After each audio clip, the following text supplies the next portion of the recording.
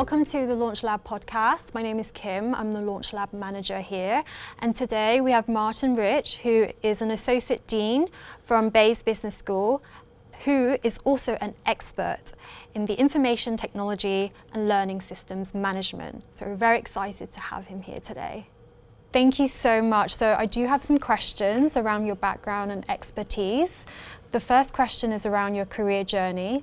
So can you share your journey from working as a consultant and project manager in the information systems sector to becoming an associate professor in the information technology at Bayes Business School? Okay, so my work in business was a long time ago. I should point out it was early in my career. I started out in the technology business. I realised, like many people, I was attracted by the idea of technology and working with new technology, working with tools which perhaps other people hadn't seen before. But actually I realised that the really interesting thing about information technology is that once you understand the information flows in an organisation, it doesn't need to be a business, could be a university, could be a public sector organisation, you start to understand the business. You understand the information, and you understand what makes the organisation tick. And that way, I got interested in looking at how different organisations work. I'd always liked the idea of working in a university. I had this vision of being surrounded by clever people and being able to go and bounce novel ideas and being, if anything, encouraged to think in interesting and original ways. And at a postgraduate course, opportunity came up to get a job working in a business school, and it was a really exciting thing to do. I got into that world at a time when the internet was becoming really important, and that was challenging a lot of the ideas we have about what people need to know in business. It was also a time when a lot of businesses became aware, because computing power was getting cheaper and more plentiful and more shared and more networked, that they had huge amounts of data, for example, about their customers, but weren't all that good at extracting knowledge from that data. So that was another really important challenge. So I got into the world of academia at a time when these important trends were happening. And those trends had a direct effect on the sort of things which our students needed to learn. So through that, I got into taking an interest in management learning and so on. Wow, what a time to enter academia. That sounds like such an amazing time, and what an interesting journey it must have been for you. So my next set of questions is, what inspired you to focus on applying the Scholarship of Teaching and Learning to management education? So Scholarship of Teaching and Learning refers to a little bit more than just conventional research. There's a whole load of stuff which people have done to understand how people learn and understand how people acquire skills. And interestingly, it's tied up with what I said right at the beginning about giving people the skills to deal with an unpredictable future, rather than saying, not just saying we're going to teach you to do this, but saying we're going to teach you to learn and to be able to acquire and be able to adapt to whatever the world throws at you. So I got interested in that, and I realised in some ways Scholarship of Teaching and Learning was quite a nice term for what I'd been doing for a while and what I'd been interested in for a while. So I got interested looking at kind of underpinnings and ideas behind the way that our students learn and develop, and that's helped me to understand the vision we have of what sort of undergraduate courses we need to provide now and in the future. I think it's worth saying something else about my job title, Associate Professor. At City, that is very specifically something for people who work in education-focused roles. So I'm very particularly in a role which is focused on undergraduate education and what that's going to look like. Amazing, thank you so much. So my next set of questions is around information technology in startups, very exciting. And this is going to be about the significance of IT. So, in your opinion, what is the importance of information technology for startups in the current business environment? So my first reaction to that question is, where do you even start? But I'm going to start in two places. The first place to start is that IT has made the world we're living in so globalized, even compared to the way it was 5 years ago, 10 years ago, that you could have a startup here in London, a startup in lots of other places, and you're completely working and competing in a globalized market. And the benefits come from partly understanding the fact that in some ways you aren't constrained by time and space. In some ways you're using differences in time and space in a novel way, that you're working in a genuinely global environment. So that's one of them. The second one is that you have the opportunity to work as part of potentially an ecosystem for something like there's so many different organizations now, the businesses which promote different ecosystems. You could be producing Android apps and you're part of Google's ecosystem. And from Google's point of view, that's absolutely brilliant, because it means that a whole lot of businesses producing apps whose success is tied up in Google's success. Their success is tied up with people like me having Android phones. That's what we call a reinforcing loop in business. So the opportunity for a startup to be part of an ecosystem like that. You could be somebody working with Amazon, you could be working with any one of a number of social networks, and you have a presence on a global scale thanks to technology in a way which wouldn't have been possible before. Yeah, no, I agree. I personally think it's made entrepreneurship accessible to anybody, even a person who doesn't aspire to build something huge. Even if it's something small, you can get plugged into these ecosystems. Completely, absolutely. And also, in fact, one of the interesting things about that is that there are fantastic opportunities if you've got a startup and you want to be big. But there are also fantastic opportunities if you've got a startup and you want to stay small. If that's what you want to do, if that's what you're good at, you can do it, and you can have your niche and find your way of doing it, and you can adapt for your career, but you can do it that way as well. Yeah, it gives us a lot of choice, and that's what we Absolutely. want, right? Mm-hmm. So my next question is, what are some common challenges startups face when implementing and managing information technology? The biggest single set of challenges comes down to almost sort of understanding, getting the balance right between understanding the technology and understanding what you can do with it. What we call being able to build a mental model of what the technology can achieve. And this is an absolutely perennial technology problem. It's not unique to startups, it's not unique to what's going on in 2023, but it's something which you need to manage in different ways. Sometimes you might get so focused on the technology, you come up with some wonderful, witty, shiny tool, and you don't think about why people can use it. Conversely, you might come up with something which sounds absolutely wonderful, but you don't really appreciate the technical challenges in how to do it. Sort of challenging sort of questions need to ask. First of all, even for a startup, you're asking, do you have your own technical skills, or are you buying them in? Who are you buying them in from? Do you have, throughout history, many successful startups have been produced by a partnership between one person who's got the technical skills and one person who has a business and strategic skills. Do you have the right, if you're the business and strategic person, do you have the right technical person to act as a foil to you? Or do you want to buy some of the skills in? Do you want to buy the skills in from somebody in a different country or somebody in part of a big company? Things like that. Another interesting thing which you need to think about as a startup, do you go for absolute cutting edge technology, or do you go for something a little bit behind the cutting edge technology? Not a startup by any means, but one example of business which over probably 20 years plus has made an important part of their strategy, knowing where to be with technology. Direct Line Insurance, huge insurance company. Their policy has always to be have really good technology, but not to have the latest technology.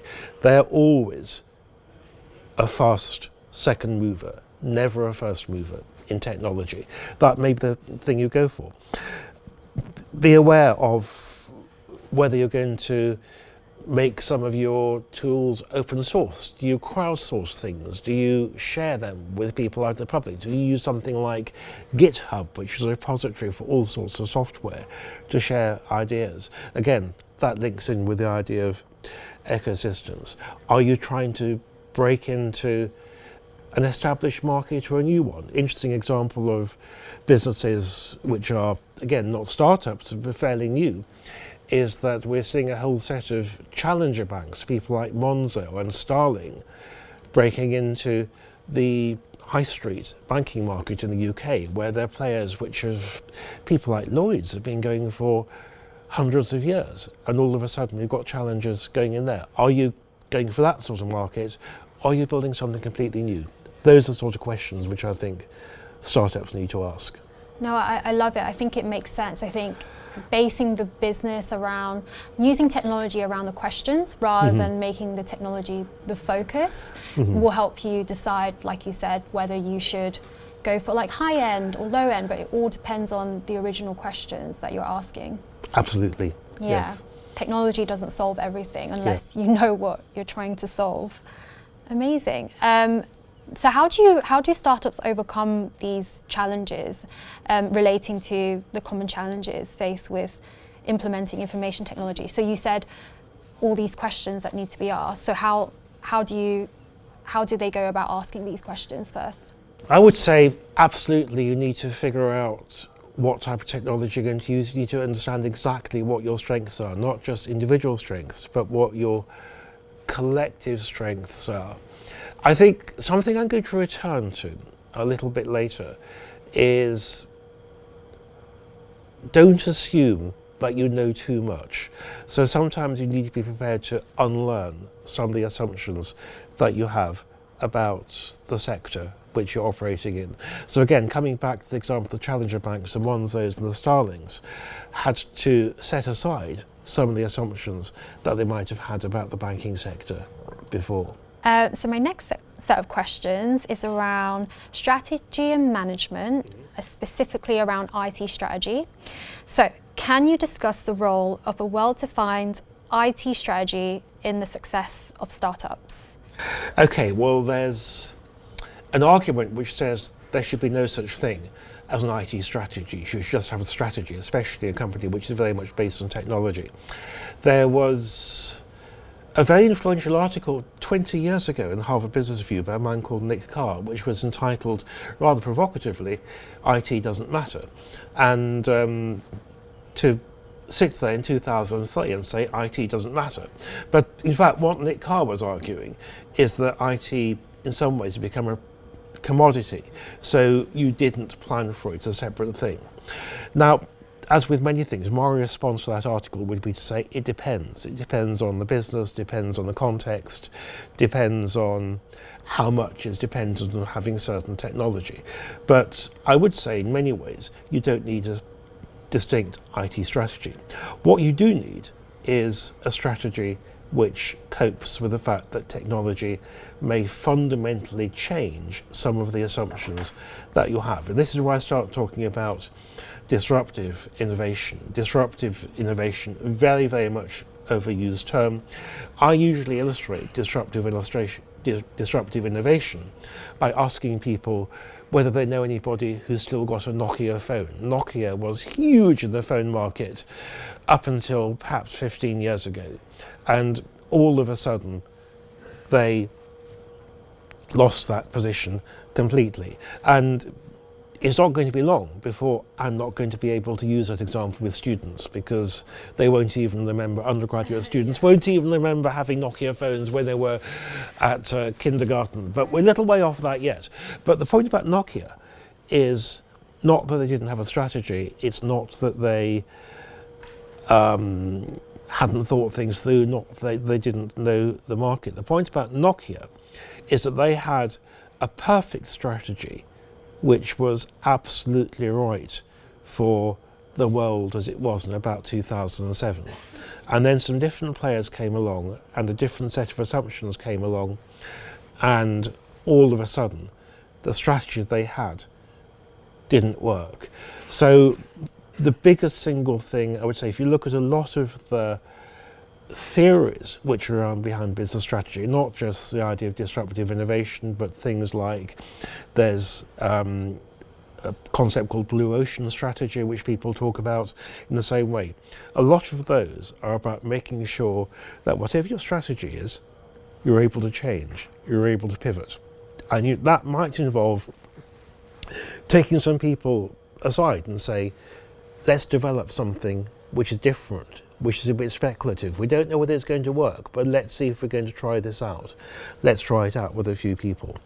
So that, to me, seems to be the key thing to do with having an effective strategy.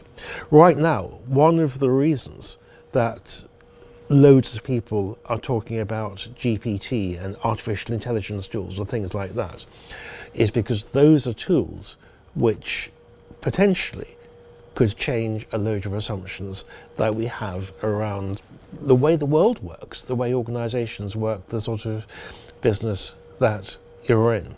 And in some ways that's quite scary, but in other ways that's potentially really exciting and offers lots and lots of possibilities.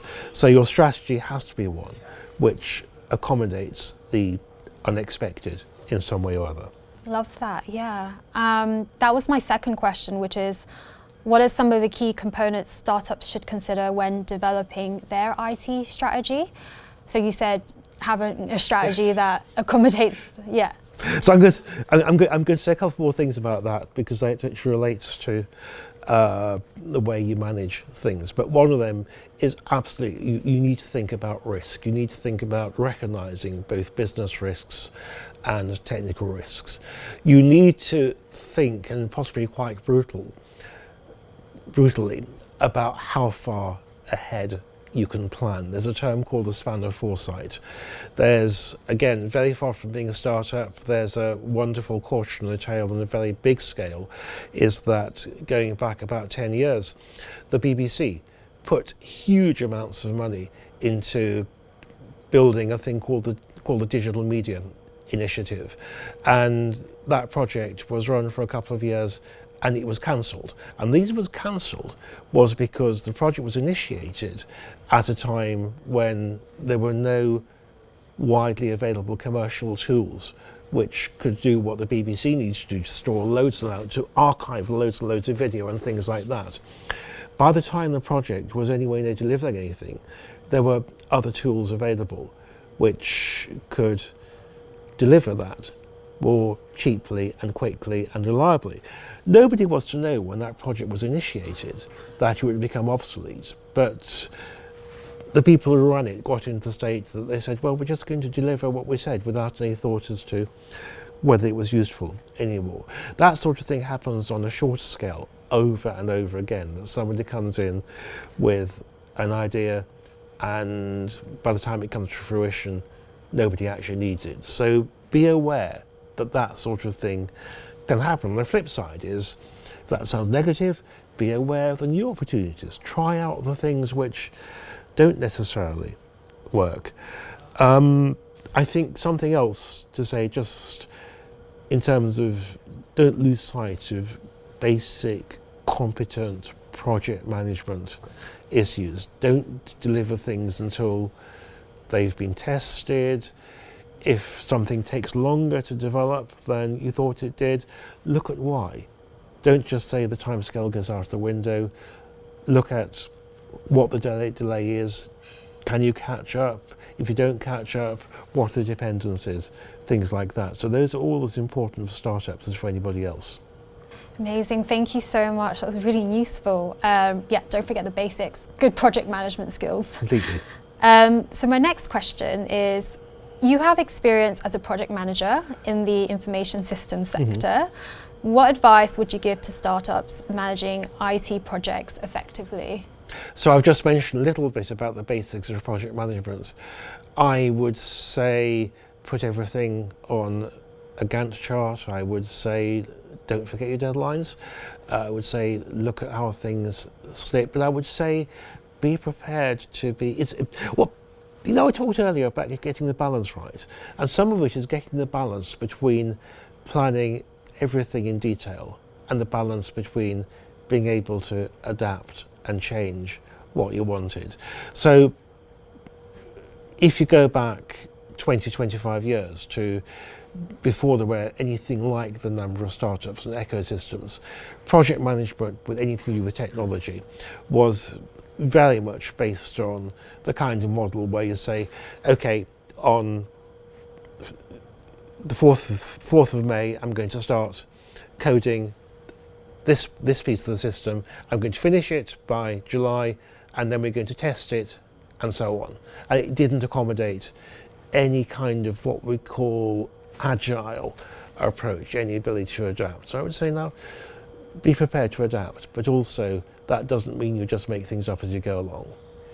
Yeah, can you explain a bit more what agile is for the person who doesn't know what that word means? So agile, first of all, it has a technical meaning in terms of IT development, which I'm not going to go into, but in terms of organisations as a whole, it means being able to change quickly. It means being able to adapt to new ideas, and it means being able to learn particularly. So if that piece of coding takes you 4 months instead of 2 months, instead of just saying this was difficult, actually say, what have I learned from that experience? Does that mean that something else is going to be more difficult and then we have to plan for it?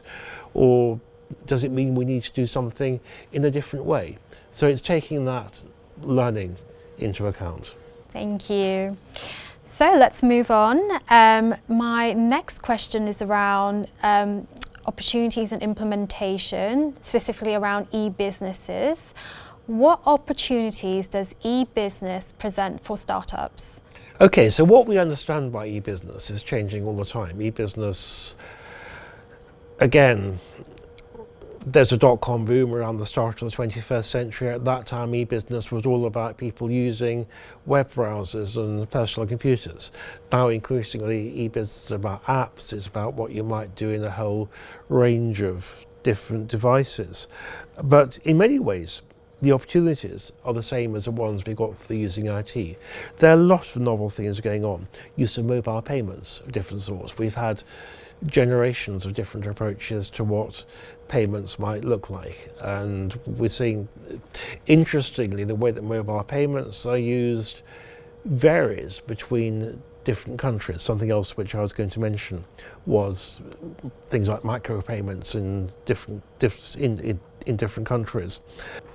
Couple of interesting things which e-business offers. So, okay, mobile payments, that takes us into thinking particularly about opportunities in the developing world. So one thing which I came across was, had a student a few years ago who was very interested in tourism in different parts of Africa, typically in fact, in countries like Rwanda, where there wasn't much of a tourist infrastructure. And one of the interesting things that's happened there is that historically, there hasn't been much of a landline infrastructure, but there's a mobile communications infrastructure. So as soon as mobile phones became widely available and became pretty much universal, as soon as the mobile network became universal, these whole great swathes of the world which were not involved in e-business in the past could take part in e-business, and you could get things like tourism in there. A couple of interesting examples of e-businesses which our alumni have started up is that there's a woman called Ashita Kabra, one of our alumni from about 10 years ago, started a company called By Rotation, which is to do with renting clothing, specialised clothing. It ties in with things like sustainability, different approaches to what people want. That's had a fair bit of media coverage and seems to be very successful. We have a slightly more recent graduate called Jules Bucco, has been very successful with an application called Tree App to do with monitoring and understanding trees around the place, and again has an environmental element, social responsibility. So I think there's some interesting opportunities. These are all startups which are, those are both startups which originated with some of our alumni. Thank you for sharing some examples. So the second part of that question was, how can they capitalise on these opportunities? I think one is understanding much more integration in the future with different sorts of social media, recognising what demographics use what social media, recognising what virtual spaces different people occupy as a way of marketing. The marketing discipline has been changed completely by technology in recent years. I think looking at innovations which have the scope to change completely the way that organizations work. So we see a lot about 3D printing. 3D printing has the opportunity to challenge one of the fundamental economic concepts we have, which is economies of scale. In some ways, we're moving away from economies of scale towards almost economies of localism. I can see in a few years' time, if you want to go to the phone shop and buy a phone case, they'll say, yeah, sure, we'll print it for you while we wait, instead of waiting for some huge factory to produce it.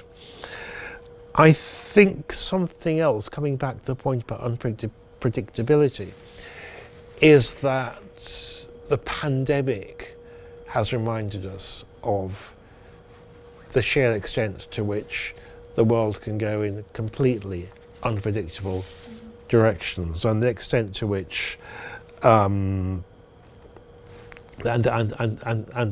the extent to which you might have to adapt very suddenly to something which you'd never been able to foresee. Yeah, so adaptability is key. I think adaptability and speed, and there's a theme here, which is being able to cope with absolutely anything which the world throws at you. Absolutely. Great. My next question is, what are some key considerations for startups when implementing e-business solutions? So I'm going to come back to partly the point about being part of an ecosystem, knowing what sort of tools to use, knowing what sort of payment systems to use, knowing how to work along with.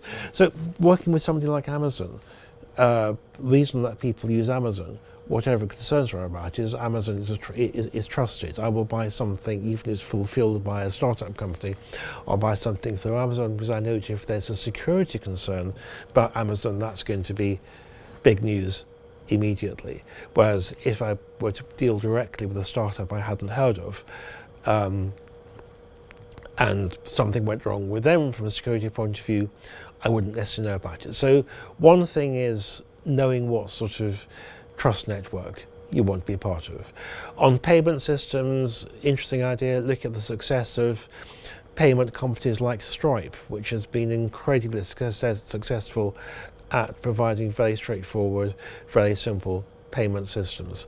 Again, being part of an ecosystem, you need to become a business which people come to in different ways. So those, I think, are the important things to bear in mind in terms of almost practical issues for a startup. Yeah, my next question is, can you share some best practices or success stories? But you already shared that, so Stripe. I think Stripe particularly is a good example of a success story which started out as a startup. I mentioned the startups which some of our students did as well, which have gained some gained some media attention.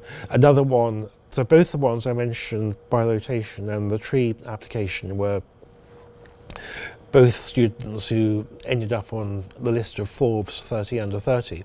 Another one we had is a couple of our alumni started a thing called Bombinate, which basically just sells luxury goods, slightly distinctive luxury goods from around the world. Lots of people in that space.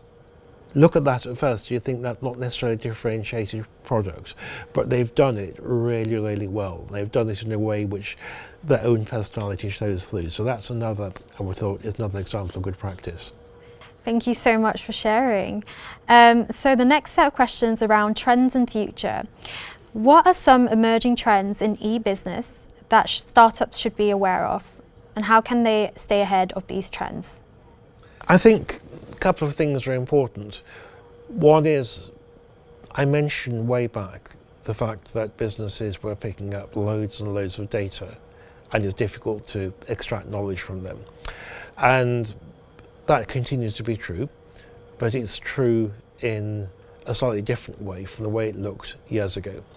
And there are a couple of reasons for that. First of all, we are much, much more concerned about big data and about issues to do with, there's a woman called Shoshana Zuboff, wrote a book called The Surveillance Economy, which was looking very much at the concerns about people being followed all the time, about the businesses know about us. So there's a whole bunch of concerns about big data, surveillance, both malign and benign use of that. So I think you need to engage with the ethics of that. I think businesses also need to be aware of how they can use the data they use to gather about customers effectively and to the benefit of customers, because I don't actually have a problem with the fact that I do shopping online and the online supermarket I use knows a huge amount about my shopping patterns within reason. That's fine, that's part of their business. But I can also see there are areas in which that might be quite inappropriate. So the whole lot of issues around big data, surveillance, things like that, which I think businesses need to take into account. And if you're a startup, you absolutely cannot ignore those. Good point. Yes, I think privacy is very important in the data world, isn't it? So my next question is, how do you see e-business evolving in the coming years, and how can startups prepare themselves for this growth? I think an even bigger variety of devices being used. I think a bigger and constantly changing set of social media. Again, part of the lesson of disruptive innovation is that the social media, which are popular now, aren't necessarily going to be popular in a few years' time. I just look at the example of Facebook, which has gone from being something which is incredibly widely used. I now go and talk to undergraduate students about Facebook and they say, no, don't really use that, or maybe we use it for a minimum number of things. So I would say be prepared to use different devices, different media. That's going to continue to be the case. Again, flexibility and adaptability, isn't it? Flexibility and adaptability, and I think regarding devices, the sense that just about anything is going to be a smart device of some sort, anything is going to be connected to the world. I would also look at use of blockchain for different transactions, not so much about cryptocurrency, where there's lots and lots of attention, but all sorts of other applications of blockchain. One of the ones I'm interested in is blockchain being used for energy trading, because it means that you can agree prices, you can agree transactions very, very quickly. If you look at how important energy is, I think that's something where there's going to be some developments in the future. Great, thank you so much. So the next set of questions around management learning and startups. So what role does management learning play in the success of startups, and how can entrepreneurs benefit from management education?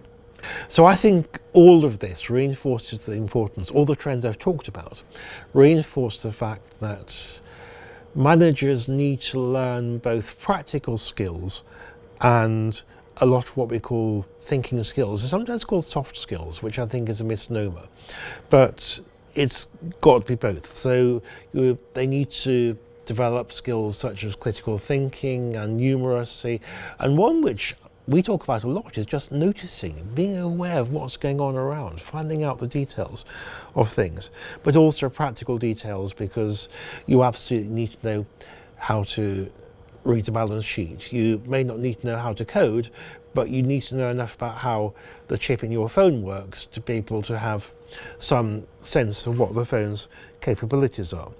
I would suggest that a level of numeracy is absolutely essential. Someone's going to start talking to you about large amounts of money. You need to know within a particular context, £1 million is a lot or a little. You need to know whether that actually matters all that much. Information literacy, you need to be able to sort out the great mass of information coming at you, what's authoritative, what's not. You will be trying to find out about, for example, a particular business sector. Let's say that you want to go into, let's say you've got a startup selling to a particular demographic in this part of London. You'll start reading about it. You'll get all sorts of reading material, all sorts of ideas. Some of those will be from people who have a product to sell. Some of those will be from people who are pushing a very particular stance on how things work or whatever else. That's not necessarily a bad thing, but you need to recognise those biases. So you need all of those skills and more as well, which is why I think a broadly based education is really important. I cannot agree more. It's just all the little things that, I think is important to know. Yeah, a wide range of things, which is quite stressful as well for management, I guess. It's a lot of pressure. It's very difficult for managers, and it is also, I think, not just knowing things yourself, but knowing who to ask, knowing where to find things out is also important.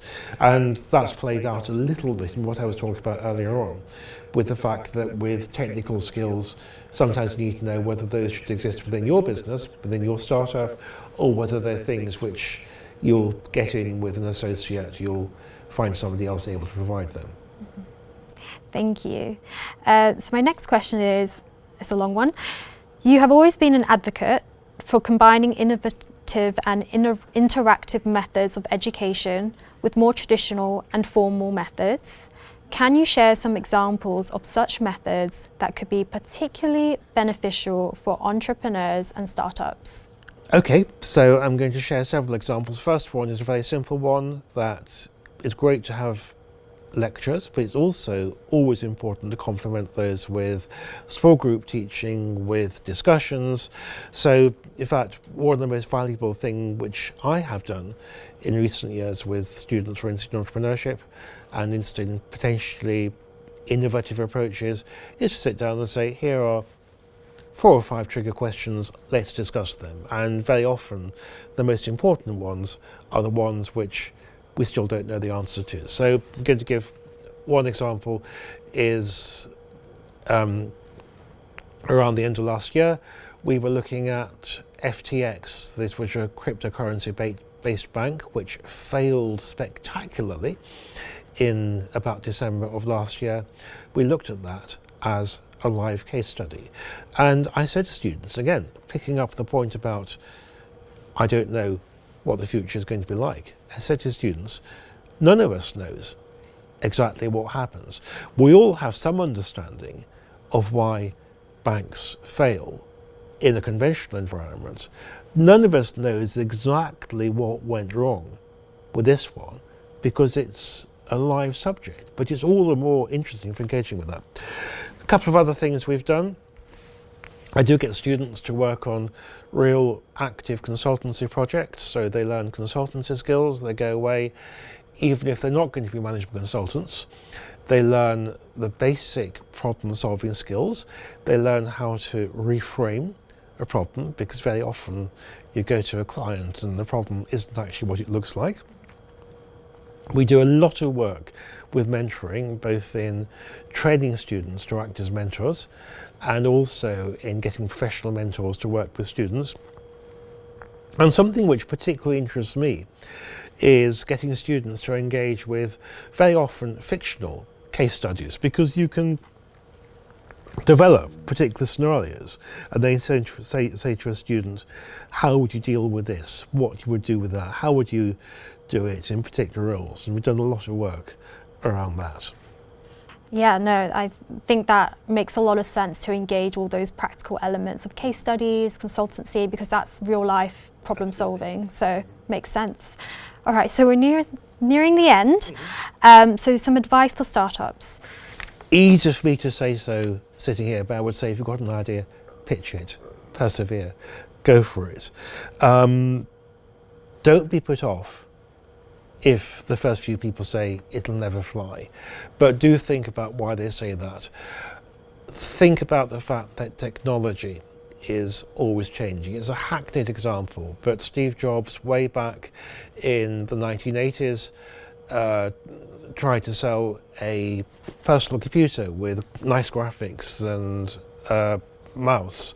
And the first time we tried to do it, it cost, I think, several thousand, I think $4,000 US, and loads of people said, Steve, nobody's going to pay $4,000 US at 1983 prices for a gadget to do spreadsheets on.